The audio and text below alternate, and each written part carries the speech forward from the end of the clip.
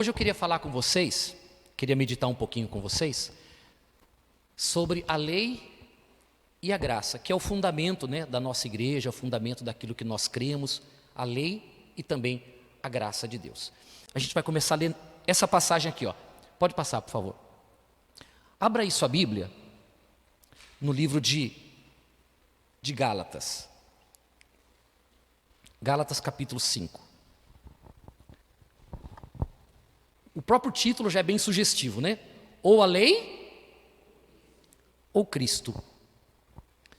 Para a liberdade, foi que Cristo nos libertou. Permanecei, pois, firmes, e não vos submetais de novo a jugo de escravidão. Eu, Paulo, vos digo, que se vos deixardes circuncidar, Cristo de nada vos aproveitará. De novo testifico a todo homem que se deixa circuncidar, que está obrigado a guardar toda a lei. Olha agora o versículo 4, que importantíssimo. De Cristo vos desligastes, vós que procurais justificar-vos na lei, da graça decaístes. Nós vamos meditar nisso aqui. Eu queria que você ou grifasse ou memorizasse duas palavras que eu vou refletir com você. A palavra liberdade e a palavra circuncidar. Essas duas palavras, guarda ela, porque nós vamos meditar um pouquinho nela. Deixa eu mostrar uma coisa para você. Pode passar para mim.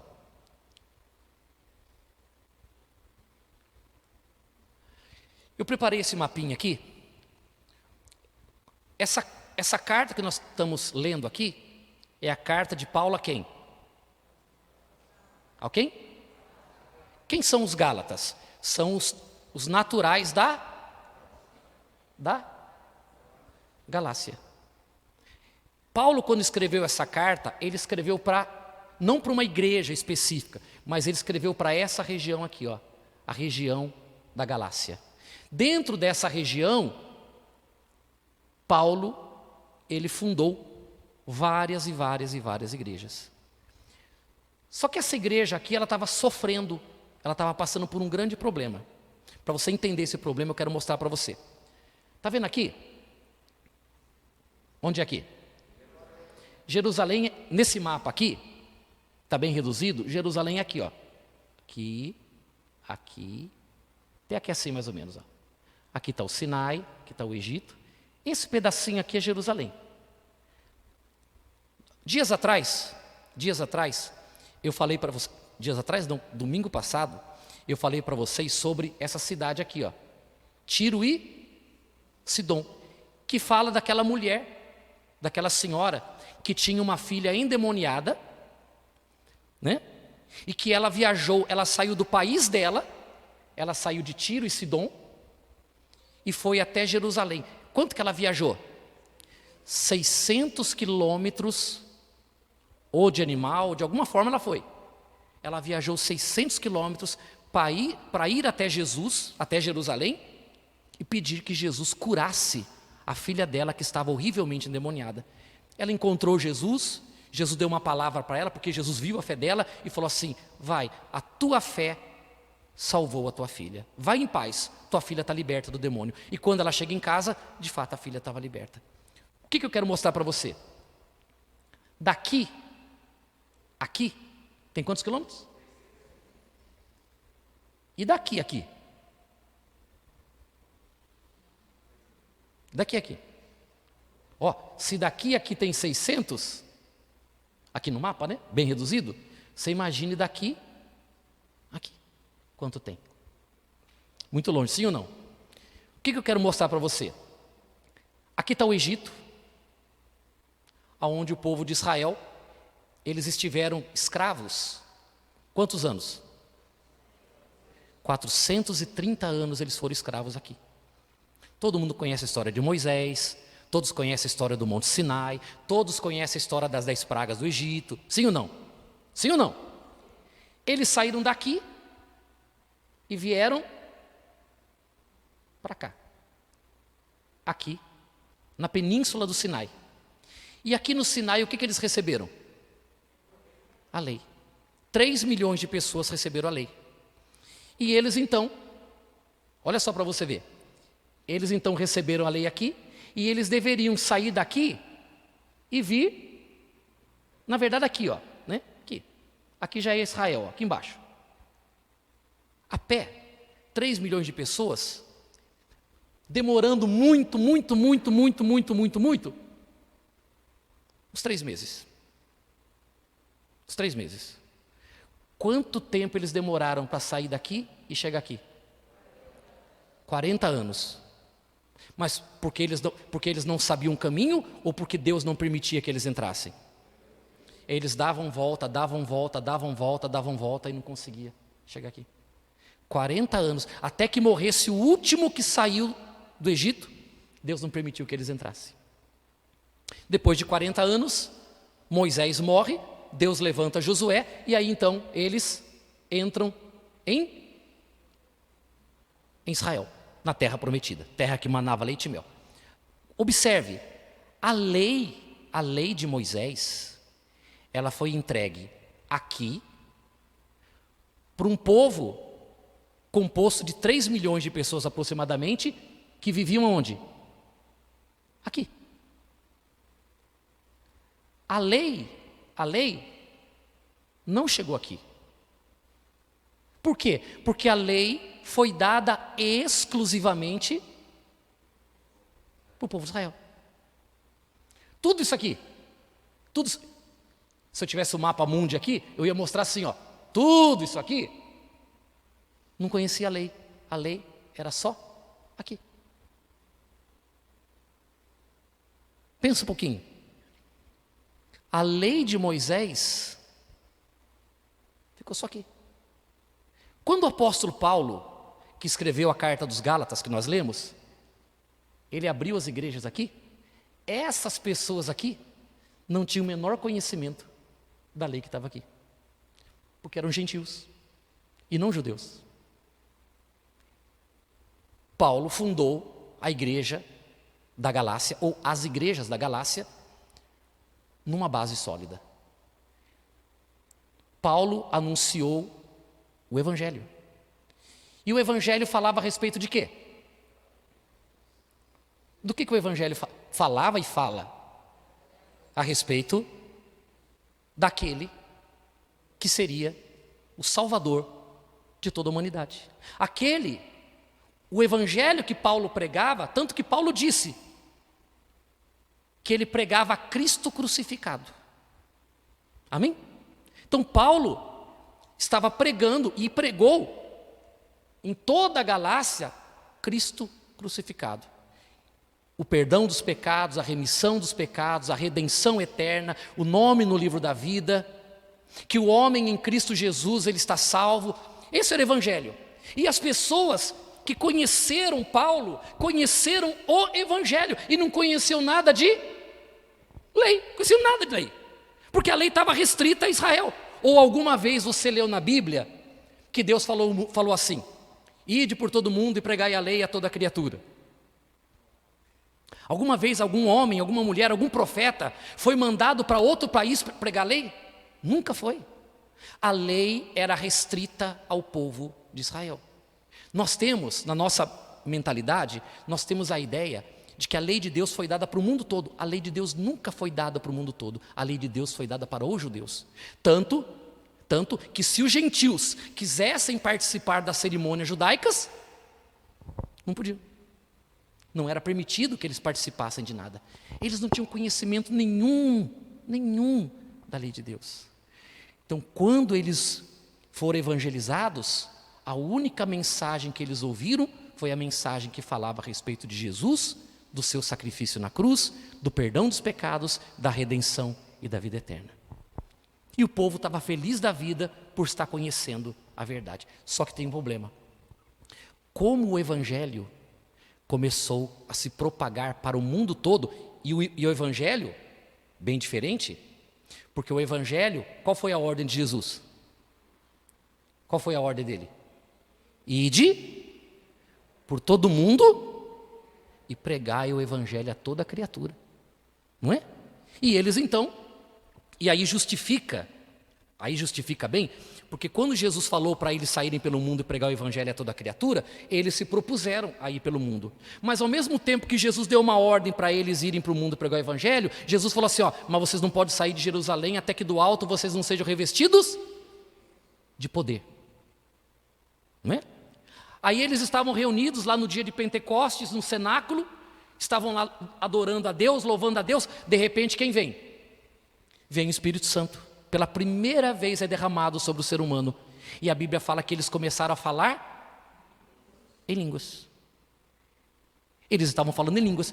E o interessante é que quando eles começaram a falar em línguas, os estrangeiros que estavam na cidade, devido à festa de Pentecostes, ouviram aquele burburinho no templo e foram até o templo para ver o que estava acontecendo. E qual não foi a surpresa deles quando eles ouviam aqueles homens iletrados, incautos, que não sabiam ler e escrever, adorando a Deus no idioma deles. E eles conseguiam perfeitamente entender o que eles estavam falando. Por quê? Agora que eles receberam o Espírito Santo e o dom de línguas, agora eles estavam prontos, preparados para cumprir a missão que Jesus colocou na mão deles, que era ir pelo mundo pregar. E Pedro, um exemplo, Pedro, que era um homem analfabeto, a Bíblia fala que ele era analfabeto, está escrito na Bíblia, Pedro era analfabeto. Daqui a pouco ele está pregando em grego, uma das línguas mais difíceis de estudar, o grego. Quem capacitou ele? Foi o Espírito Santo, com o dom de línguas. Amém? O Espírito Santo estava capacitando eles para que eles cumprissem a missão que Jesus estava colocando diante deles, que era a pregação do Evangelho. Por exemplo, quantos evangelhos nós temos? 4. Qual é o primeiro? Mateus, Pedro. Evangelho de Pedro segundo Marcos. Marcos se converteu 14 anos depois da morte de Jesus. Só que Pedro trouxe Marcos para perto e Marcos foi discipulado por Pedro. Só que como Pedro era analfabeto, quem escreveu? Marcos. Então, na verdade, é Mateus, Pedro segundo Marcos, Lucas e João. Lucas também não foi apóstolo. Lucas não foi apóstolo, Lucas foi um discípulo. Porque se você vê no nome dos 12 apóstolos, o nome de Lucas não aparece. Lucas se converteu depois, na época de Paulo. Amém? Mas Pedro era iletrado, Pedro era analfabeto. Como que um homem analfabeto, que a única coisa que fazia na vida era pescar, agora ele está na Grécia pregando para grego? Mas agora ele tinha uma unção, agora ele estava capacitado pelo Espírito Santo. Diga graças a Deus. Então, na hora que o Espírito Santo veio sobre eles, na hora que o Espírito Santo foi derramado sobre eles, eles começaram a falar em línguas e em outros idiomas. E aí então, o Evangelho começou a ser anunciado por todo mundo. Amém? Compreende sim ou não? Então, aqui, não se tinha conhecimento da lei, mas apenas do Evangelho que Paulo pregava. Mas como o Evangelho estava crescendo muito e os judeus estavam muito incomodados com aquilo, nasceu um grupo chamado judaizantes. O que é judaizantes? É aquele que impõe, é aquele que propaga, é aquele que dissemina o judaísmo. Um grupo de homens que começou a entrar sorrateiramente nas igrejas que Paulo havia aberto, que Paulo havia fundado, e agora eles estavam disseminando a lei mosaica dentro das igrejas. Isso criou um grande problema. Isso criou um grande problema. Por quê? Porque Paulo havia fundado a igreja na graça de Deus e agora tinham pessoas dentro dos templos, dentro das igrejas, fazendo o quê? Falando sobre a lei de Moisés. Só que Paulo sabia o risco que isso era. Você quer ver? Vocês se recordam que uma certa ocasião, Jesus estava no barco com os discípulos e quando ele estava chegando na praia, no meio daquela multidão de gente, Jesus fala assim para os discípulos: cuidado com o fermento de quem? Dos fariseus. Os discípulos até não entenderam e falaram assim: eu acho que ele falou porque nós não trouxemos pão. Aí Jesus falou assim: vocês acham que eu estou falando de pão? Estou falando para vocês tomarem cuidado com a hipocrisia dos sacerdotes, dos fariseus, dos judeus. Por quê? Porque um pouco de fermento leveda toda a massa. Jesus falou. Você já ouviu alguma vez Jesus falando para os discípulos assim: cuidado com aquela prostituta, cuidado com aquela pessoa doente, cuidado com aquele incrédulo lá, cuidado com aquele demônio lá? Alguma vez falou? Não. Mas Jesus falou assim: cuidado com os fariseus, porque a doutrina deles pode destruir a sua fé. O ensino deles pode dividir a tua fé, e a tua fé dividida não vai servir para nada. Ou você vive na graça, ou você vive debaixo da lei. É assim que começa o título que eu li aqui, a passagem que eu li para vocês aqui em Gálatas 5. Ou a lei, ou a graça. Meia graça e meia lei é a mesma coisa de ser só lei. Porque você não pode misturar essas duas coisas. Amém? Ou é 100% graça, ou é 100% lei. E o apóstolo Paulo falou no versículo 4: desligados estais de Cristo. Quem? Vós que procurais justificar-vos na lei. Da graça tendes caído, da graça decaístes. Você compreende, pessoal? Sim ou não? Então, os judaizantes foram até as igrejas, começaram a entrar nas igrejas e começaram a disseminar a lei de Moisés. E aí Paulo, vamos ler de novo Gálatas 5? Gálatas 5:1, abre aí. Deve estar aberto, né? Gálatas 5:1. E aí Paulo, então, agora você vai compreender bem o que Paulo quis dizer aqui. Ou a lei ou Cristo. Para a liberdade foi que Cristo nos libertou. Permanecei, pois, firmes, e não vos submetais, não submetais de novo. Por que de novo? Porque eles estavam sendo contaminados pela doutrina dos judaizantes. E Paulo então agora chama ele, repreende eles, manda eles se afastarem disso, da lei, que foi dada exclusivamente para os judeus, e diz para eles assim: vocês não podem cometer esse erro de novo. Vocês já foram contaminados, vão ser contaminados de novo. Não vos submetais de novo a jugo de escravidão. Eu, Paulo, vos digo que se vos deixardes circuncidar, Cristo de nada vos aproveitará. De novo testifico a todo homem que se deixar circuncidar, que está obrigado a guardar toda a lei. De Cristo vos desligastes, vós que procurais justificar-vos na lei. Da graça decaístes. Pode passar. Vocês entenderam ali? Um mapinha. Duas palavras que eu pedi para você guardar. Primeira, liberdade. E depois, circuncisão. Vamos entender isso aqui. Liberdade. Do grego, eleutéria. Termo relacionado à libertação do jugo da lei mosaica, promovida pelo sacrifício substitutivo de Jesus na cruz.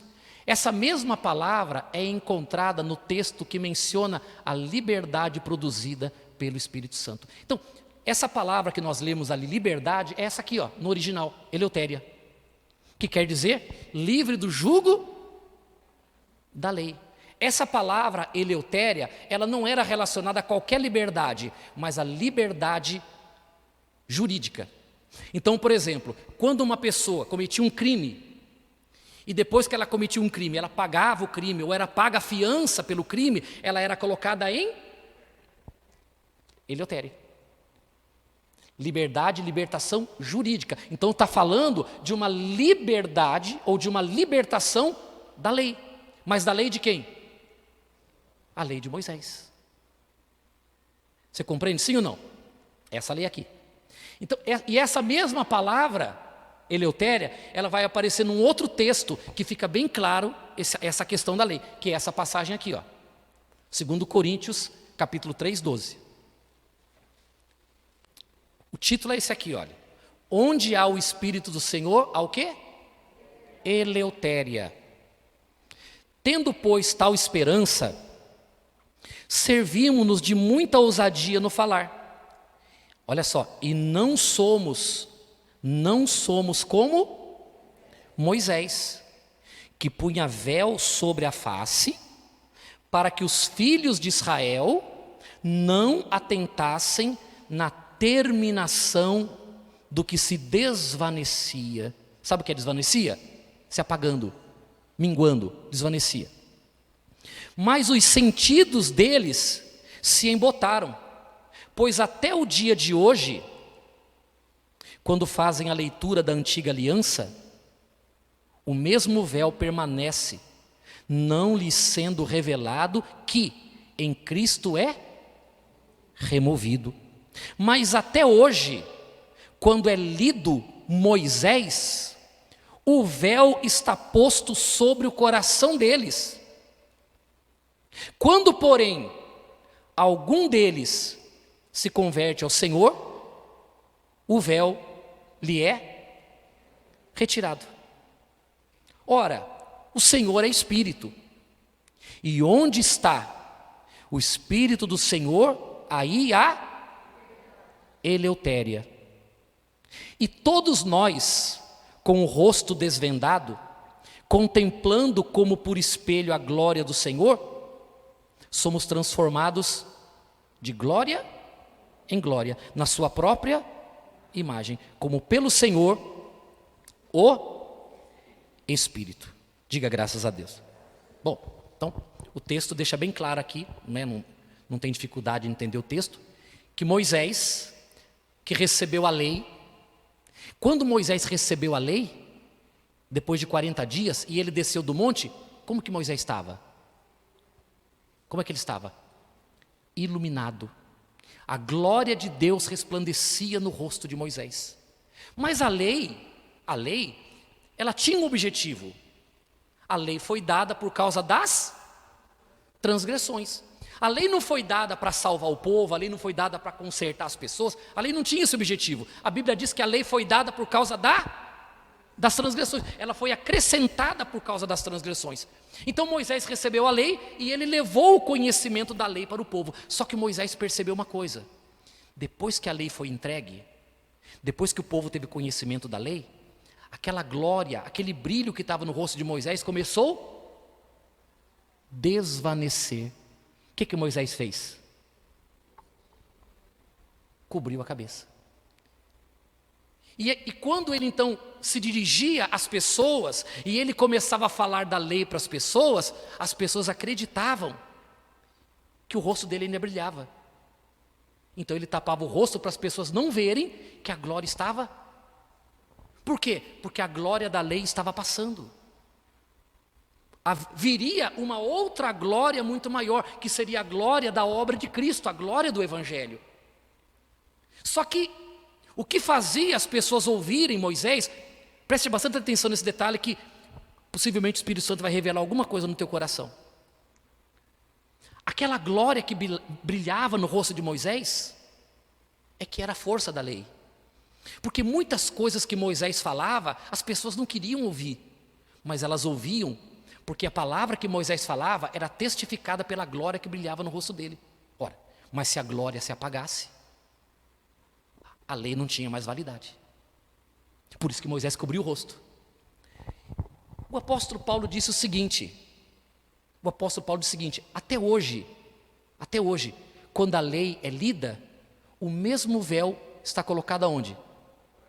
No coração das pessoas.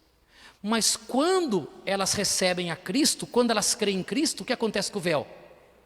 O véu é? Ora, se o véu escondia algo, quando se tira o véu, se é revelado. Enquanto Cristo não for revelado para a igreja, enquanto o evangelho não for revelado para as pessoas, e enquanto as pessoas não crerem em Jesus, elas ainda podem estar esperando ver a glória da lei. E elas então seguem na lei de Moisés, querem ainda continuar vivendo, seguindo os princípios da lei de Moisés, porque na cabeça dela há glória na lei. Mas quando ela se converte, o que acontece com o véu? É retirado. E o que ela descobre? Que não há glória na lei. A glória da lei passou. A glória da lei ficou, porque em Cristo Jesus, o véu é retirado. E aí a pessoa fala assim: meu Deus, meu Senhor, como que eu não via isso? Não via por causa do véu. Como que eu não conseguia enxergar isso na Bíblia, pastor? É por causa do véu. O véu estava no teu coração. A Bíblia diz: toda vez que é lido Moisés, o véu permanece. Quer manter a igreja cega? Você quer manter a igreja longe de Cristo? Você quer manter a igreja longe do Evangelho? Pregue Moisés, pregue a lei. Mantenha o véu no coração delas, porque enquanto elas estiverem com o véu no coração, elas não vão enxergar a glória da nova aliança. Elas não vão conseguir entender o Evangelho do Senhor Jesus, porque o véu está cegando ela. O véu está tirando dela a visão correta da obra de Deus. Quando o véu é removido, meu Deus,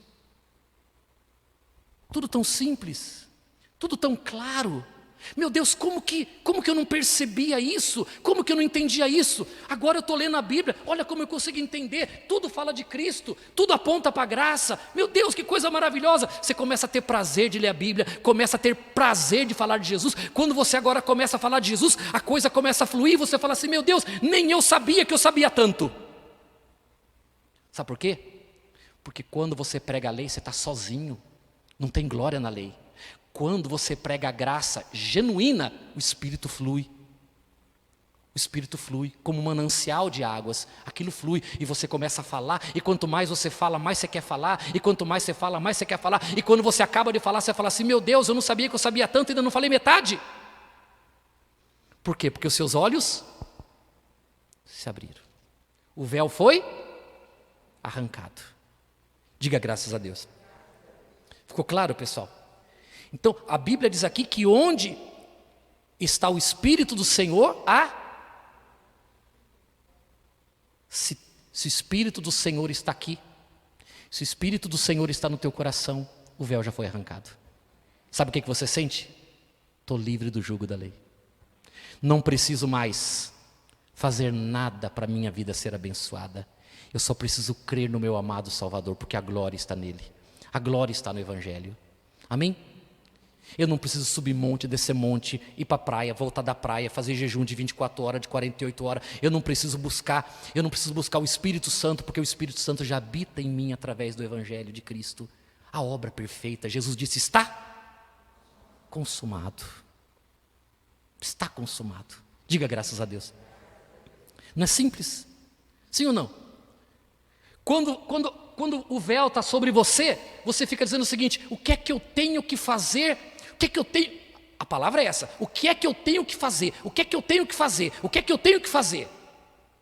Quando o véu é retirado, em quem eu tenho que crer? Tenho que crer em Jesus, porque Ele já fez tudo por mim. Eu preciso agora crescer no conhecimento da graça e do favor de Deus. Amém?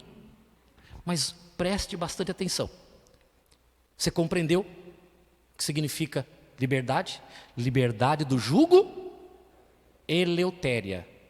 A outra palavra, que aí vai complementar, qual é? Circuncisão. Preste bastante atenção, porque no final você vai entender. O que é essa circuncisão que Paulo falou? A palavra para circuncisão é peritemó, que traduzida significa cortar ao redor. Você já ouviu a palavra periodontia? Já ouviu essa palavra? Periodontia é uma incisão que é feita aqui na base do dente, quando junta muita placa bacteriana, então é feito aquele tratamento aqui, periodontia, que é para impedir que as bactérias cheguem no periodonto. Então, cortar ao redor. É uma pequena cirurgia. Peritemó significa, que traduzida significa cortar ao redor. A circuncisão, prática cerimonial da antiga aliança, que consiste na retirada da pele que cobre o órgão sexual masculino e que era realizado pelo sacerdote ao 8º dia após o nascimento. Pode passar. Metaforicamente, em um sentido espiritual, com o significado de remover a impureza da carne, essa prática deixava um sinal exterior e permanente, um símbolo de obediência e renúncia, marca que na verdade não traduzia a realidade interior. Passe. Exatamente como toda a lei mosaica, que exigia santidade e punia os transgressores com maldições e morte, porém não produzia nem santidade ou mudança interior, diferente da nova aliança e do ministério do Espírito, que opera o novo nascimento e produz a santidade. Então, toda criança do sexo masculino do povo judeu, inclusive o Senhor Jesus, precisava fazer a circuncisão. Fazia parte da lei. Era isso. A criança nascia, 8º dia, leva no templo. O sacerdote, numa cerimônia, pegava uma pedra afiada, pegava a criancinha, pegava o pipizinho da criança, cortava aquela pelezinha, né, como hoje a gente chama de fimose, cortava aquela pelezinha e essa marca era permanente no corpo da criança. Nunca saía. Essa marca, religiosamente e espiritualmente falando, simbolizava renúncia dos prazeres da carne. Era uma marca que o judeu tinha dizendo o seguinte: eu tenho uma aliança com Deus. A minha vida é servir a Deus. A minha vida é um compromisso com a lei de Deus. E ele renunciava à vida dele. Só que o problema da lei é que ela trabalhava no exterior, mas ela não trabalhava no interior. Amém? Compreende sim ou não? Era uma marca que ficava do lado de fora, mas essa marca não correspondia muitas vezes ao interior, porque por fora se mostrava santidade e renúncia, mas o interior continuava a mesma coisa: ódio, desejo de vingança. A prova disso, vocês conhecem bem João capítulo 8, a passagem lá da mulher adúltera, sim ou não? Quem estava com as pedras na mão para atirar nela? Os religiosos, sim ou não? Todos circuncidados, com pedra na mão para matar a mulher pecadora. O Senhor Jesus falou o quê? Bom, se vocês não têm pecado, quem entre vós não tem pecado, seja o primeiro a tirar a pedra. O que eles fizeram? E foram? Por quê? Porque aquela marca que eles tinham não traduzia quem eles eram por dentro. Então a lei exigia, a lei marcava por fora, mas a lei não mudava por dentro. Por quê? Porque a glória tinha desvanecido. Não havia poder na lei, havia ordem na lei, exigência e maldição se descumprisse, mas ela não transformava, mesmo porque esse não era o objetivo dela. Amém? Na nova aliança, que é o ministério do Espírito, isso mudou. Amém? Mudou. Pode passar. Abre aí. 2 Coríntios 3, deve estar aberto, se você não fechou a Bíblia, está aí pertinho. 3, vamos ler aqui, do 1 ao 11 para a gente terminar.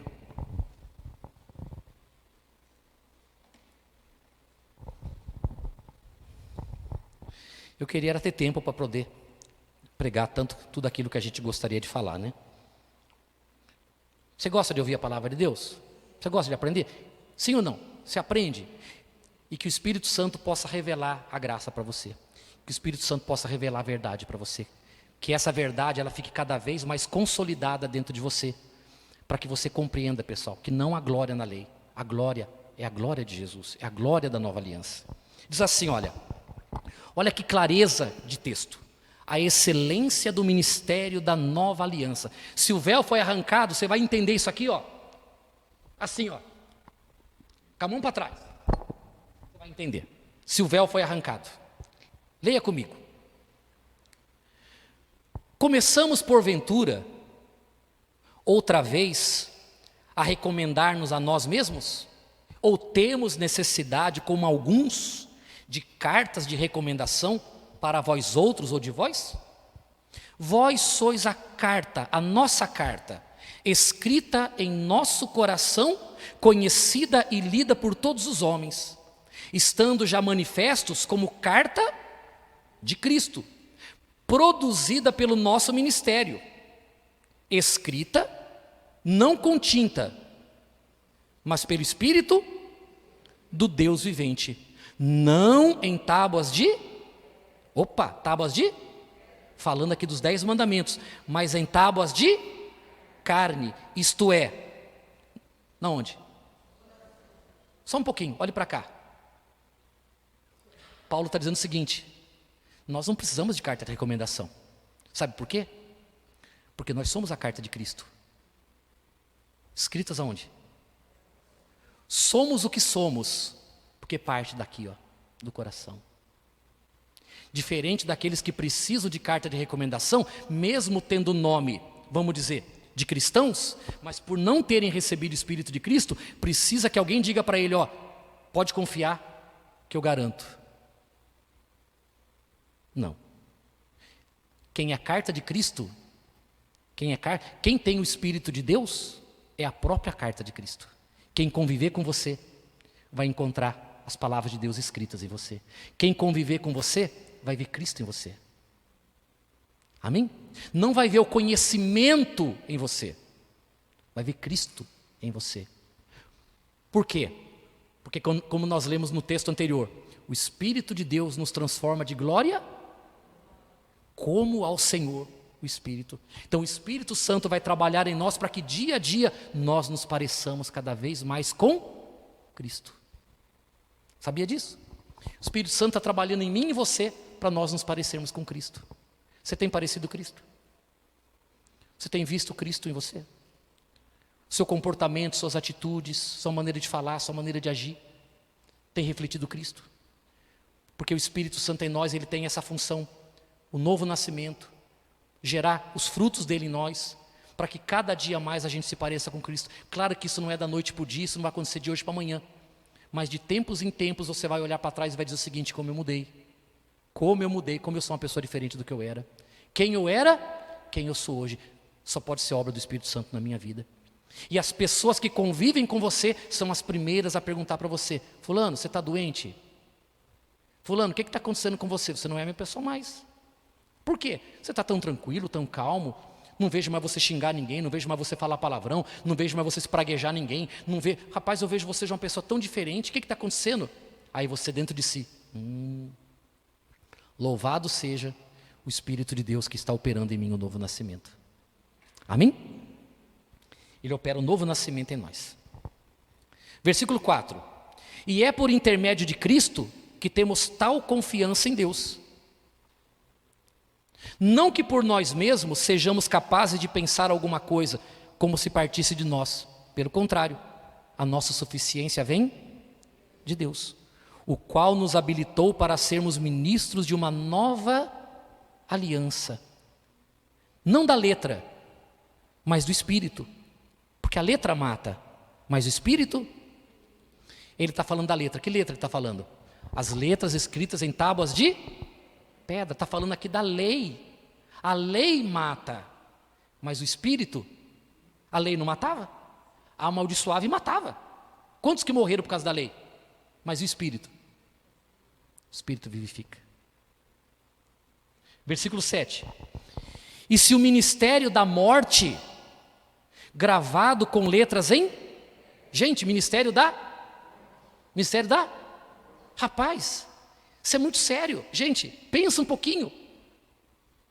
Pregar a lei, pregar Moisés na igreja, levar as pessoas a viver de acordo com os princípios da lei de Moisés, é pregar o ministério da morte. Quanto mais eu prego a lei, o que eu mais faço com as pessoas? Eu mato as pessoas. Por que é que eu mato as pessoas? Porque a lei não foi dada por causa da transgressão? Quanto mais se prega a lei, mais se enxerga. Eu pergunto, quanto mais lei, mais transgressão, menos transgressão. Mas a ideia que se tem é que quanto mais lei, menos transgressão. Não. Porque a lei, ela traz a consciência do erro. É ou não é verdade? Por exemplo,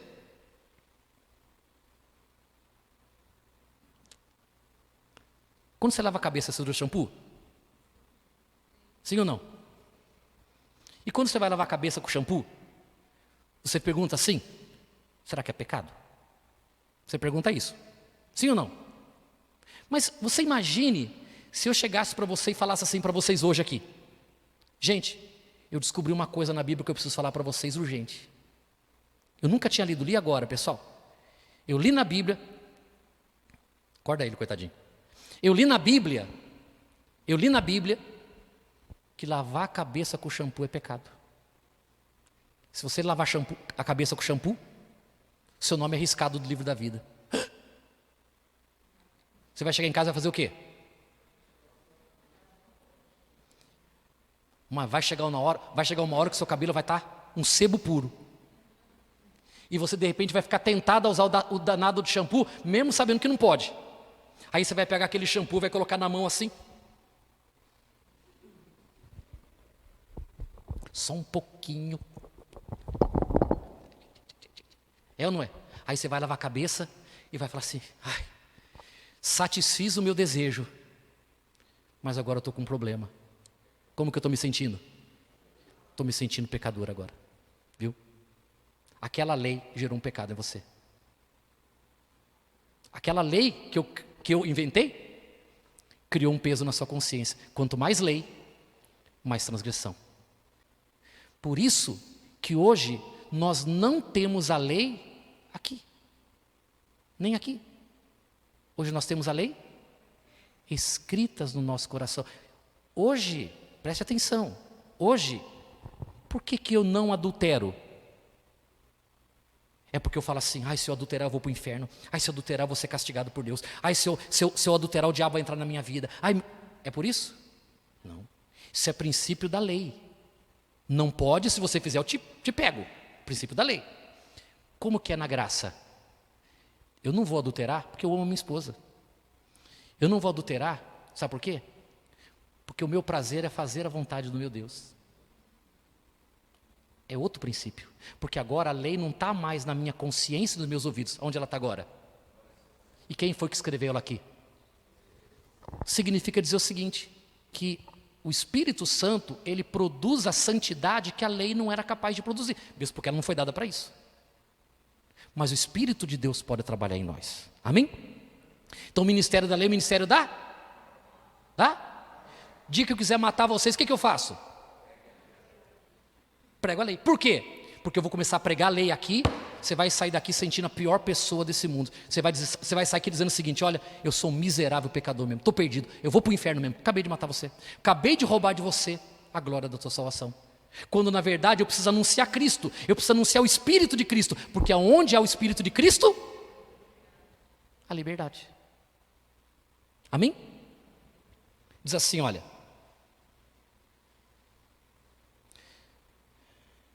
porque a letra mata, mas o Espírito vivifica. Versículo 7. E se o ministério da morte, gravado com letras em pedras, se revestiu de glória, porque teve a sua glória, a ponto de os filhos de Israel não poderem fitar a face de Moisés, por causa da glória do seu rosto, ainda que desvanecente, como não será de maior glória o ministério do Espírito? Porque se o ministério da condenação foi glória, em muito maior proporção será glorioso o ministério da justiça. Que justiça? A justiça de Deus em Cristo Jesus. A justiça foi feita em? Eu pequei? Pequei. Tinha que pagar pelo meu pecado? Tinha. Como? A morte. Jesus morreu no meu lugar? Justiça foi feita através de Jesus. Então, em Cristo, eu fui liberto dos preceitos da lei. Estou livre. Diga graças a Deus.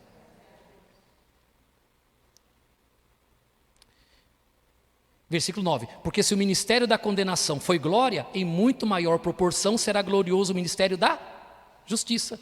Porquanto, na verdade, o que outrora foi glorificado neste respeito, já não resplandece diante da atual sobre excelente glória. Por quê? Se o que se desvanecia teve sua glória, muito mais glória tem o que é permanente. Diga graças a Deus.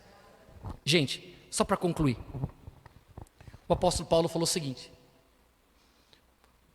eu anunciei Cristo para vocês, anunciei o Evangelho para vocês. Se vocês aceitarem a circuncisão, que era um princípio o que ele disse? Cristo de nada vos aproveitou. Gente, pensa, o que era a circuncisão? Uma criancinha, 8 dias, vai lá no templo, o sacerdote tira a pelinha do prepúcio, pronto, uma marquinha de nada. O apóstolo Paulo falou o seguinte: se vocês se deixarem circuncidar, Cristo de nada vos aproveitará. Vocês vão se separar de Cristo por querer se justificar pela lei, e vocês vão cair da graça. Isso é, gente, será que você consegue perceber a gravidade disso? Será que você consegue perceber como que você tem que ter plena consciência do que é graça e do que é lei, para que você, sem perceber, você não esteja praticando algum princípio da lei e tentando praticar algum princípio simples da lei, como fazer por merecer? Você não esteja se separando cada vez mais de Cristo e caindo da graça de Deus? E aí você percebe que quanto mais você tenta fazer as coisas para Deus, mais longe de Deus parece que você vai ficando. Quanto mais você tenta conquistar as bênçãos de Deus pelas suas obras, você começa a perceber que a sua vida parece que vai se afundando cada vez mais, a sua vida não evolui, a sua vida não progride, você não tem paz, você não tem segurança da tua salvação, você não tem segurança da tua alma. Por quê? Porque você está dividido entre lei e graça. Isso é um veneno terrível para destruir o cristão. Ou a lei, ou Cristo. Você quer ser judeu? Seja. Você tem que praticar 613 mandamentos, todos eles, inclusive a circuncisão. Mas se você chegou à conclusão de que você não pode, então creia no que Cristo fez por você e viva pela graça de Deus. Amém? Quer ver? Eu vou dar só um exemplo para terminar. Tamar, vem cá um pouquinho.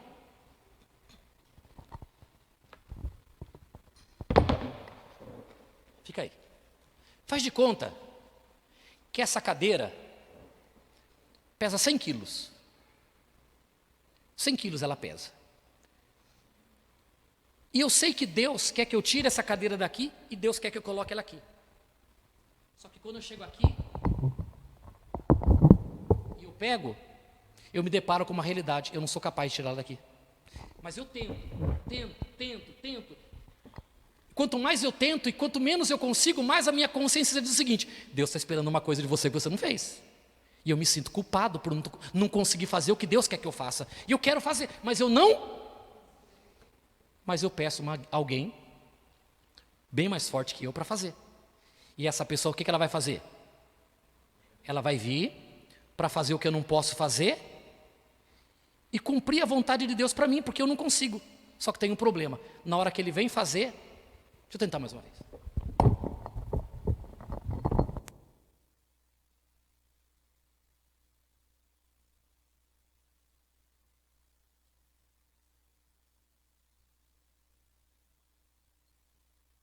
Sim ou não?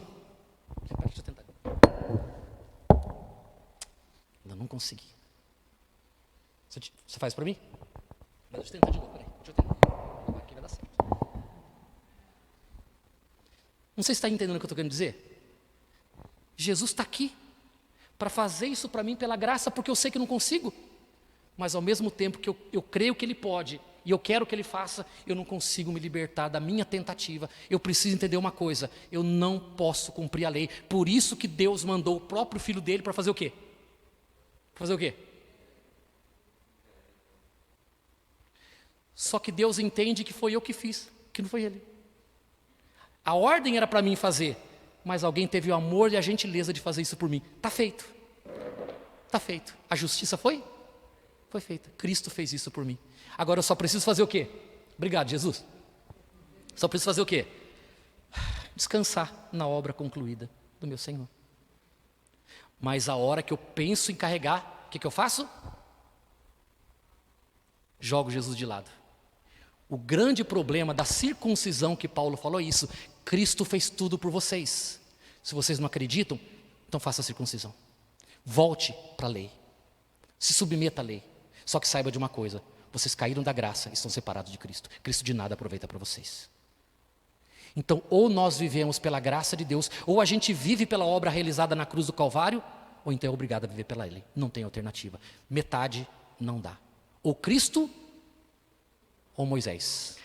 Ou a lei, ou a graça. Não dá para ter as duas coisas.